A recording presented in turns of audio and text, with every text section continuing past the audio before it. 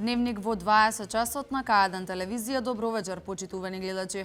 Ова се настаните кои го одбележаа денешниот ден. Министерството за земјоделство ќе изготвува готови земјоделски типски проекти, нова мерка за развој на оваа дејност. Нов асфалтен слој на излезот од Кавадарци кон Прилеп се подобрува инфраструктурата.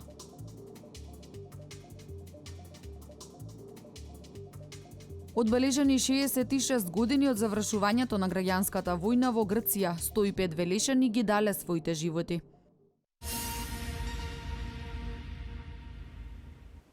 Министерството за земјоделство, шумарство и водостопанство ќе изготвува готови земјоделски типски проекти.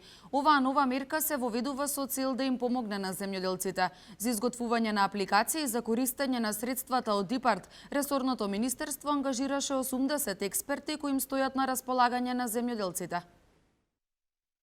80 експерти им стојат на располагање на земјоделците за техничка помош во изготвување на апликациите и пребирање на сите документи кои им се потребни за изработка на проектите за користење на средствата од ИПАРД програмата. Овие експерти се распоредени во 34 подрачни единици, така да земјоделците нема потреба да доаѓаат во Скопје од централата, него напротив, во онаму кај што живеат, кај што постојат овие подрачни единици, може да се обратат до овие експерти да им помогнат во, како што реков, во изготвување на самите апликации и прибирање на документите. Министерството за земјоделство, шумарство и водостопанство воведува и посебна мерка со која ќе се изработуваат готови типски проекти кои ќе бидат бесплатни за земјоделците и ќе им бидат понудени преку подрачните единици. Најголем проблем на земјоделците да прво да се одлучат за што сакаат, во што сакаат да инвестират и секако да имаат проект за истата работа. Така да, имајќи во предвид дека сите проекти коштат, ние како министерство донесуваме одлука да сите овие типски проекти ние ги изработиме на нашата сметка на министерството. Министерството е во процедура на изготвување на проекти за фарма за крави, фарма за свињи, шталско чување овци, бройлери, проекти за изградба на силоси за жито, стакленици за сите што се занимаваат со оранжериско производство, проекти за овошни и лозови насади, како и за системи капка по капка.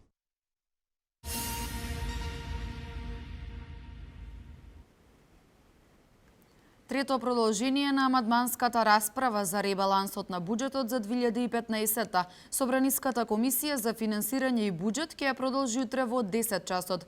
Причина за ребалансот на буџетот за 2015 година се остварените повисоки приходи кои со ребалансот се преточуваат на расходната страна за политики, мерки, активности и проекти, рече министерот за финансии Зоран Ставрески, појаснувајќи дека нема да има кратење кај ниту еден буџетски корисник. Ако со ребалансот се издвојуваат 1.200 милиони денари дополнителни средства за капитални инвестиции, тогаш тоа покажува дека поголем број на домашни фирми ќе имаат работа, ангажмани слично, дали се во делот на градежништвото или во пропратните индустријски гранки што работат заедно со градежништвото. Нема ново додатно задолжување, буџетскиот дефицит останува на приближно исто ниво, тоа покажува дека додатно задолжување нема, има промена во композицијата на задолжувањето и во тој дел тоа е ингеренција на Министерството за финансии, како и во секоја држава, од аспект на намалување на трошоците за задолжување. Така да ние остануваме целосно посветени на тоа да бизнис секторот добие поддршка од буџетот, ликвидноста е добра, плаќањето одат навреме и на повратот на ДДВ и на фактурите што фирмите што работат на градежните зафати и на капиталните проекти ги добиваат, така да мислам дека буџетот дава една голема сериозна поддршка и ребалансот е во таа насока.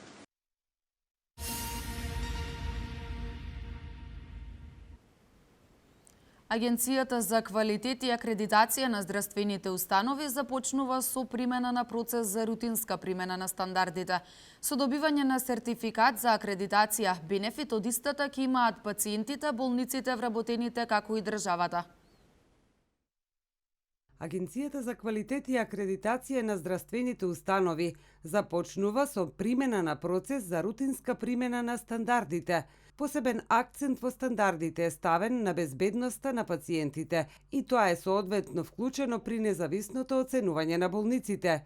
Сите стандарди кои се однесуваат на безбедност на пациентите треба да бидат оценети со оценки 4 или 5, што значи да бидат исклучително добри, за да може болницата да се стекне со сертификат за акредитација. Ние не може да кажеме дека немаме добра здравствена заштита. Меѓутоа, таа треба да е канализирана, регулирана, да нема разлика во здравствената заштита меѓу ден и ноќ, меѓу различни смени. Значи, во овој момент се регулираат правилата на работа во здравствените установи. Токму тоа е на кое што ние инсистираме во болниците и со здравствените работници. Според Зисовска, пациентите најмногу се жалат на тоа дека не знаат кому да се обратат. Стандардите предвидуваат транспарентно објавување на огласна табла на секоја болница, за да знае пациентот кому да се обрати. Според Законот за здравствена заштита, во прва фаза на процес на акредитација подлегнуваат установите од секундарно и терциерно ниво. Кога ќе дојдеме во некоја фаза да имаме повеќе акредитирани болници, веќе размислуваме во агенцијата сетови стандарди за примарна здравствена заштита и тоа е бројот е многу поголем на установите од примарна здравствена заштита. Во текот на подготовката од клучно значење е разбирањето и поддршката која ја даваме на џерскиот тим на болничките комисии, кои ја спроведуваат подготовката за акредитација. Со добивање на сертификат за акредитација, бенефит од истата пред се ќе имаат пациентите, болниците, вработените, како и државата. Нов асфалтен слој на излезот од Кавадарци кон Прилеп. Оперативата на јавното предпријатие Македонија Пат деновиве работи на негово поставување на делницата од раскрсницата на градскиот базен во Кавадарци во правец на Прилеп. Оперативата на јавното предпријатие Македонија Пат деновиве работи на поставување на порамнителен слој на асфалт на делницата од раскрсницата над градскиот базен во Кавадарци во правец на Прилеп. Станува збор за делница долга 780 метри, на која ќе се постави завршен слој на асфалт, откако претходно стариот истрошен асфалт полн со ударни дупки беше целосно отстранет. Со овој зафат се санира најоштетениот дел на регионалниот патен правец Неготино Кавадарци Прилеп, по претходно извршената целосна санација на 400 метри на истиот пат по горницата кон Југокомерц. Фактички Кавадарци ќе има еден добро уреден влез кога е во прашање влезот и излезот од кај Неготино. Исто така оваа година на трошок на локалната самоуправа правиме еден мал, меѓутоа многу значаен потек на влезот од кај Росоман, кој што е патем речено и најфреквентен на Кавадарци. Односно го правиме комплетно влезот од новиот кружен тек до Макпетрол. Тоа е можеби делница од 350 метри, меѓутоа е едно од најфреквентните. Таму ни треба проширување, ни треба канделабри, односно комплетно осветлување и да, еве, од вкупно трите барем оваа година ги решиме двата влезови и излези од градот. Претходно општината во соработка со владата изврши санација на делницата на истиот регионален пат на потегот од Глишич до обиколницата кај општата болница Кавадарци. Со овие два зафати се изврши реконструкција на двата клучни влеза во градот, со што се подобрија условите за одвивање на сообраќајот, а пред се безбедноста на сите учесници во него. Општината информира дека до крајот на ова лето ќе биде извршена и ревитализација на третиот влез во Кавадарци од правец на Росоман, со што ќе се заокружи еден дел од програмските активности на општина Кавадарци во делот на санирање и создавање на посигурна и подобра патна и сообраќајна инфраструктура на влезовите во градот.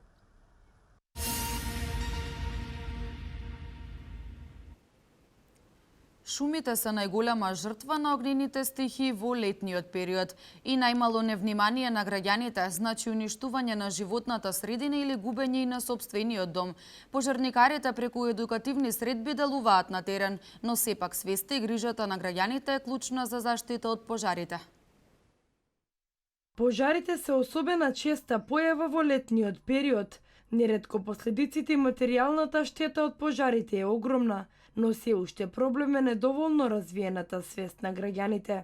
Велешкиот регион веќе ова лето беше жртва на огнена стихија, во која изгоре значителен дел од ионака сиромашниот шумски фонд. Противпожарната единица ги третира кризните подрачја. За подобра интервенција на терен, тие превентивно одржуваат едукативни средби. Зимниот период се припремаме за летниот период, така да у мај месец веќе целиот терен ни е прошетан, средби со граѓаните е направено, како значи у тие средби спаѓаат значи овчарите, сточарите, печоркарите, шумарите, ловџиите, сите тие заеднички ја согледавме нели ситуацијата како да се справиме со пожарите во летниот период. Човечкиот фактор е најчеста причина за огнената стихија, но истовремено и човекот е оној кој најмногу може да изгуби од пламените јазици. Освен предизвикување пожар на отворен простор, неретко поради невнимание луѓето остануваат и без сопствениот дом. Луѓето кои имаат индивидуално вршат пасење на домашни животни, односно козите, тоа се случи на вршник, да не злоупотребуваат да го палат вршник, за кога ќе порасне дрвата да имаат паша за своите животни. Значи, едно невнимание, односно една промена на климата со ветер и обратно, значи може да дое огинот да дое до куќите и тогаш ќе имаме голем проблем. Без грижа на граѓаните за животната средина, ние сме немокни во целост да ја заштитиме, порачуваат пожарникарите. Дополнија, шумата е онаа која не го испорачува кислородот, токму затоа не можеме без неа.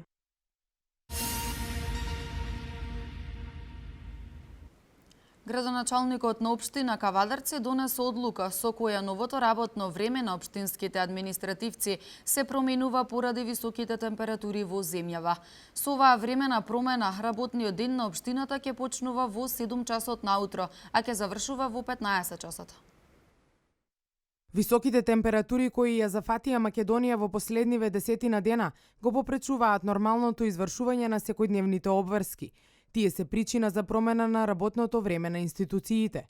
Со одлука на градоначалникот Александар Панов, општинската администрација во Кавадарци ќе работи со променето работно време од 7 до 15 часот, почнувајќи од понеделник 27 јули 2015.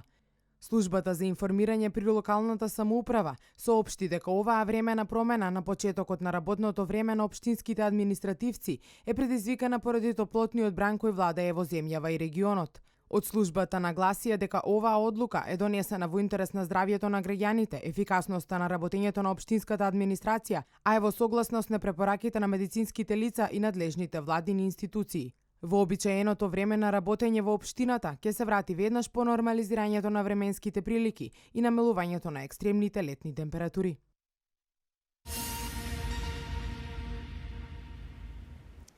Стои 20 велишани како доброволци учествувале во граѓанската војна во Грција од 1946 до 1949 година. Своите животи на грамост ги оставиле 105 мина. Нивните имења се запишани на спомен плочата подигната во нивна чест. Здруженијето Звезда годинава повторно ги собра сородните здруженија за заедно да ја пренесат пораката војна никогаш повеќе. Одбележани 66 години од загинувањето на борците од Егејска Македонија кои живееле во Велес, а своите животи ги дале во граѓанската војна во Грција која траеше од 1946 до 1949 година. Следејќи ги нивните идеали и ветувањата како доброволци, тие се пријавиле во демократската армија. Ние сме потомците на тие борци и чувајќи ги спомените, значи на нашите блиски, роднини, родители, ние со овие собири сакаме да пронесеме љубовта и код нашите деца и код граѓаните на Република Македонија, затоа што некој вештачки ја подели Македонија. Делегации на општината, здруженија, нивни потомци положија свежо цвеќе на спомен плочата и испратија порака. Ко повикам Ципрас, нека ги отвори историските книги за време комунизмот, кога се бореа и македонци и грци, и да докажат вистината. Ние рековме дека претензи не бараме соседство, сближување македонскиот народ таму и овдека, да си посетиме своите родни места, огништа, културата, фолклорот, песната и историски книги да пишуваме. Официјалните податоци покажуваат дека 120 велешани како доброволци учествувале во граѓанската војна. Дури 105 мина таму ги оставиле своите животи. Нивните имиња се запишани на спомен плочата, подигната во нивна чест. Болката е во нас, историјата во спомениците, а човештината, каде ли е таа? Во граѓанската војна демократската армија броела 35.000 војници, дури 15.000 биле македонци.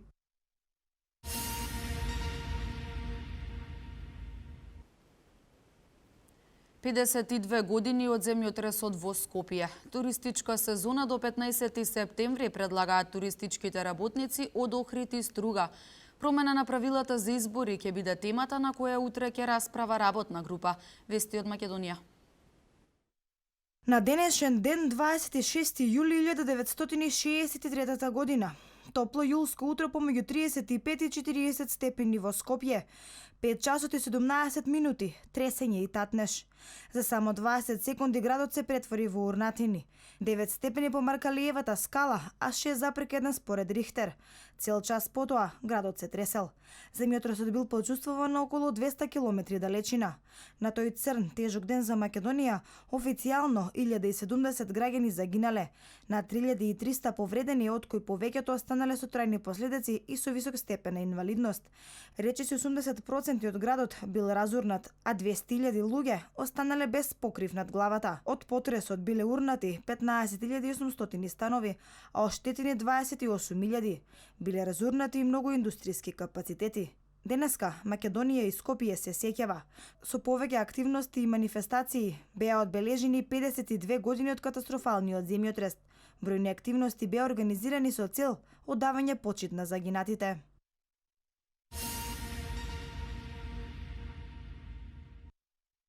Промена на правилата за избори ќе биде темата на која утре ќе расправа работна група. Според договорот од Пржино, 4 партии подписнички треба да формираат десетина работни групи кои ќе действуваат во насока на спроведување на сите забелешки од извештајот. Една од работните групи со посредништво на белгискиот експерт Питер Ван Ховит ќе дискутира за изборниот законник, измени на закони поврзани со изборите, нов избирачки список, состав на Државната изборна комисија, а веројатно ќе се отвори и темата за гласањето на диаспората. Еден ваков состанок веќе се одржа минатата недела, на кој работната група дискутираше за изборниот закон и избирачкиот список. На средбата присуствуваа и експерти од ОПСЕ, граѓанските организации Мост и Цивил, представници на Министерството за правда.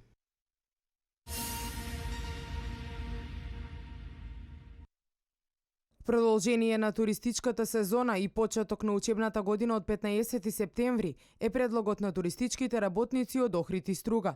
Причина за ова барање на хотелиерите се случувањата во Куманово во мај и нестабилното време во јуни, кога посетеноста на туристичките места била слаба, а имало и делумно откажување на аранжманите, поради што оваа туристичка сезона претрпе загуби. Според нив, продолжувањето на сезоната ќе даде бенефит за сите. Поволните септемвриски цени ќе привлечат повеќе туристи кои ќе го надополнат загубеното и ќе ја направат сезоната поубава. Сметаат дека треба да се следи примерот на соседните земји, каде учебната година се пролонгира за 10 дена, а тоа не го попречува образовниот процес.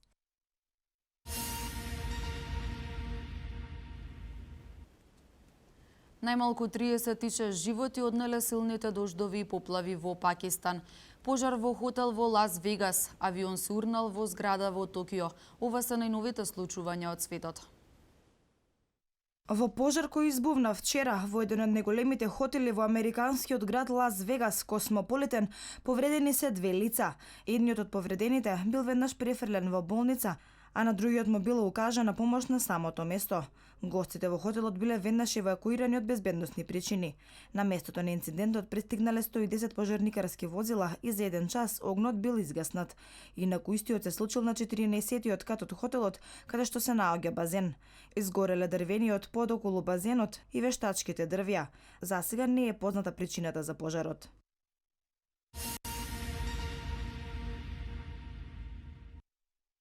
Најмалку 36 животи и загрозени повеќе од 250.000 луѓе однеле силните дождови и поплави во Пакистан. Според информациите од владата, покрај настраданото население во поплавите отсечени се и стотици села. Екстремните метеоролошки услови предизвикале големи штети на северот и на југот од земјата. Во округот Шитрал Уништени се десетици локални патишта и мостови. Поплавите го зафатиле југот на покрината Пенџаб. Според информациите од Националната агенција за справување со природни катастрофи, 26 луѓе загинале во Шитрал, 3 во Пенџаб и 7 во Балочистан. Во покрината Хибер Пахтунква пак настрадале 350 села, а во Пенџаб 422 села. Со поплавите се погодени околу 250.000 луѓе.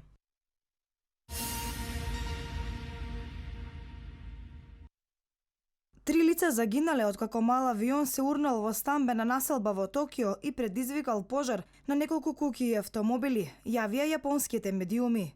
Од аеродромот Шофу авионот летнал и по само неколку моменти се урнал, соопшти од пожарникарската служба на Токио.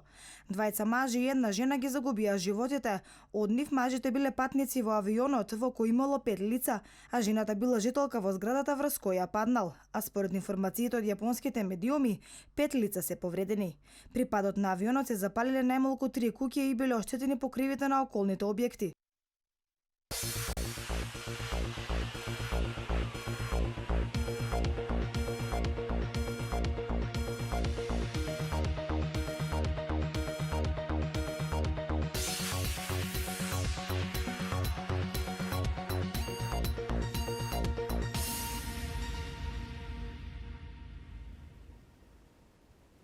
Седловски нов тренер на Вардар. Македонија ги доби своите противници во квалификациите за светското првенство 2018 и со нов рекорд во Германија. Фетел победник во Унгарија. Вестите од спортот во приложение. По вчерашната ждрепка за квалификацијскиот циклус за светското првенство во Русија 2018 година, Македонија ги доби своите противници. Тоа се репрезентациите на Италија, Шпанија, Албанија, Израел и Лихтенштеин.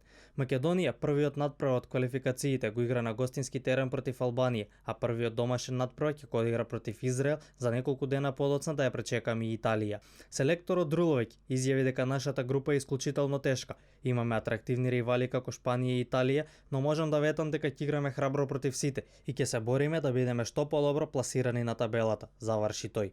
Квалификациите за ова првенство ќе започнат следната година во септември и ќе бидат одиграни 10 надпревари по кои ќе се знаат сигурните патници во Русија. Од европската зона пласман можат да обезбедат 13 репрезентации, односно 9-те првопласирани екипи, а 8-те најдобро второпласирани ќе играат дополнителен бараш и ќе се борат за преостанатите 4 места. Јужна Америка ќе има 4 сигурни патници на светското првенство. 10-те селекции ќе играат во една група, каде првопласираните ќе обезбедат директен пласман, додека петопласираната ќе игра дополнителен бараш против најдобриот од Океанија, каде што 8 репрезентации ќе се борат за првото место, а најголеми фаворити се Тахити и Нов Зеланд. Црниот континент ќе има 5 учесници на светското првенство. Конкакав зоната, односно репрезентациите од Северна и Централна Америка, заедно со Карибите, ќе имаат 3 сигурни патника на првенството, а Азија ќе има 4. Петопласираниот од Азија ќе игра дополнителен бараш со четвртиот од Конкакав зоната, со што ќе биде комплетиран списокот на 32 репрезентации учеснички на светското првенство.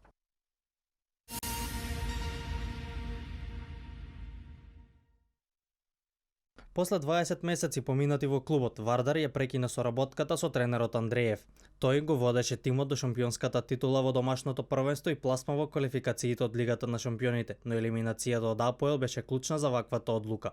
На негово место доаѓа поранешниот репрезентативец на Македонија, Гоце Седловски. Тој досега ја вршеше функцијата спортски директор во тимот, а сега своето искуство ќе треба да го пренесе на фудбалерите и со тоа да го подигне нивото на тимот кој има поголеми амбиции во иднина. Седловски во својата интернационална кариера има настапувано за Хајдук, Шефилд, Вегалта, Дијарбакир и Матерсбург. Во дресот на националниот грб има настапено 100 пати, а на еден меч беше и селектор. Ги има водено младинците на Матерсбург и првиот тим на Хоризонт Турновор со кој успеа да избори прв пласман во историјата на тимот во Лига Европа. Седловски првиот тренинг како тренер на Вардар ќе го има утре.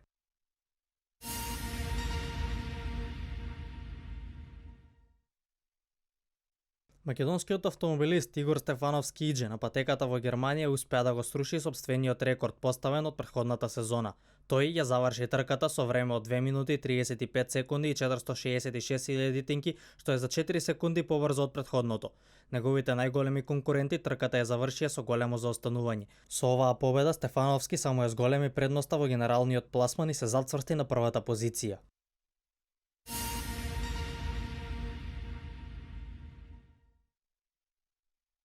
Себастијан Фетел победи на патеката Хунгароринг. Тој тргна од третата позиција и на самиот старт успеа да ги престигне болидите на Мерцедес и да се задржи на првото место до крајот на трката.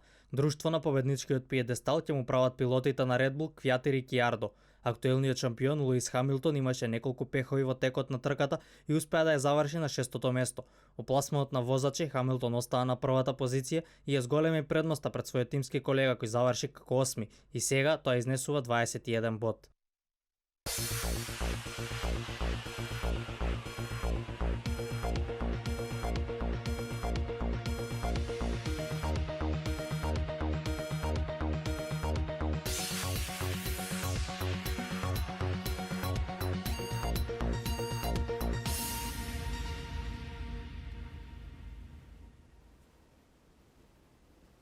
Денеска имавме топло време со мала до умерена локална облачност и локални врнежи од дожд во попладневните часови. Да погледнеме какво време не очекува во наредните денови.